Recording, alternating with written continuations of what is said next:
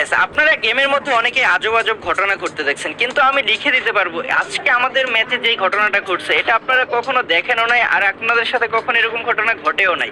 তো এইখানে দেখেন কি হয়, আমার টিমমেট হিসেবে যে চারজন আমরা ছিলাম, এই চারজনের মধ্যে আমরা তিনজনই শেষ, আর বাকি আছে কি PS4 আসছে জোনের বাইরে আমাদেরকে রিভাইভ দেওয়ার জন্য। ঠিক তখনই দেখেন 600 টোকেন দিয়ে রিভাইভটা দিয়েছে তন্ময় ভাইরে। জোন পোশাকটা দিলে কিন্তু আমরা রিভাইভটা পাইতে পারতাম।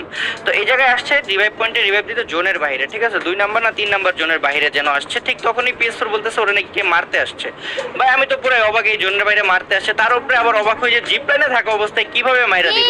আর যেই প্লেয়ারটা মারতে আসছে ওর দৌড়ানোর স্পিডটা আপনারা দেখে আশা করি বুঝতে পারতেছেন যে কিরকম প্লেয়ার বা কি প্লেয়ার, সে কতটা লেজেন্ড প্লেয়ার সেটা আশা করি বুঝতেই পারতেছেন। আর এই জায়গায় দেখেন PS4 এর এইচপির দিকে তাকান, ও কিন্তু আরেকটু হলেই মরে যাবে। আর এইদিকে কিন্তু তন্ময় ভাইয়ের অবস্থা খুবই খারাপ বলতে পারেন। তো এই জায়গায় একটা মিরাক্কেল রিভাইভ আমরা পাই। জোন পুশারটা একটু জন্য বের হয়ে গেছে, কেন বের হয়েছে জানি না ভাই, আমরা রিভাইভ পেয়ে গেছি মানে